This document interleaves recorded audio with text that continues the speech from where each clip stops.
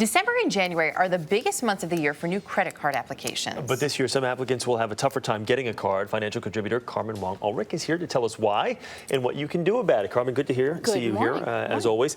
So what are some of the new rules that could limit the number of cards issued? Well, with the Card Act that went into effect in 2009, part of it went into effect October 1st. And this is when you apply for a credit card, you can no longer put household income as your income in terms of applying for getting credit. It's individual and personal income only. So you can't apply for a card saying that someone else in your household makes money to pay the bills. It's got to be what you're earning. So on the surface, that sounds like a great idea, right? You're not giving credit to people who can't pay for it, except that this could have some really serious implications. Who is going to be most affected by this? It has tremendous implications, especially for non-earning spouses. So this is stay-at-home working parents who, in effect, do work, and they actually do help, very hard to support the household, but they will be dependent on their spouse in order to get a card. They will not be able to get credit cards on their own. And of course, this creates a situation that can be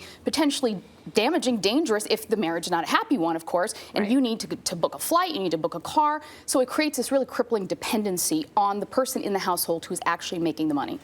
Which seems a little odd, because if the relationship is crumbling, you're going to go to see a judge, and a judge is going to award you half of the income anyway. And in that case, but in the meantime, you don't have access to credit. Now, this was all formed to basically stop the proliferation of credit cards applications on college campuses, to stop students. And this is the other people that are affected by this are students. So if you're a full-time student, you cannot get access to credit because you do not have earned income. And that's the population they were targeting. But unfortunately, it, of course, affects other people. Which makes sense. I remember in college they would say, oh, well, just put down what your loans are and that could be your income. And we said, okay, great. Wow, which is tremendous. But here's the thing, too, for students as well, they can't build credit. And I know quite a few young 20-somethings who've been working full-time for years and cannot get a credit card. And you need to build that credit. It's essential for getting an apartment, for buying a home eventually. So what do you do now? Exactly. Okay, so here's what you can do. You can get a secured card. Now, of course, this requires some money. What you do is you put down a cash deposit, and from that cash deposit, basically that's your credit line. If you manage that well, they'll eventually extend you credit beyond the cash deposit.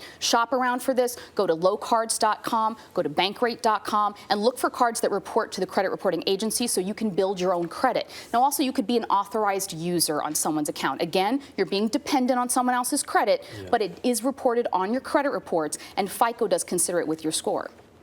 It seems like it would be much easier for what credit card companies can do.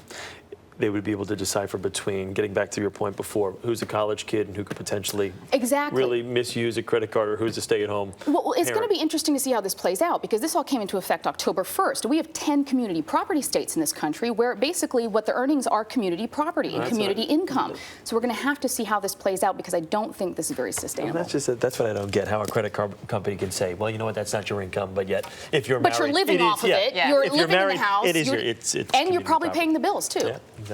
There you go, trying to make sense of things, you two. Yeah, I know, it's ridiculous. Thank you. Mock outrage. Carmen, thank you so much. Chris.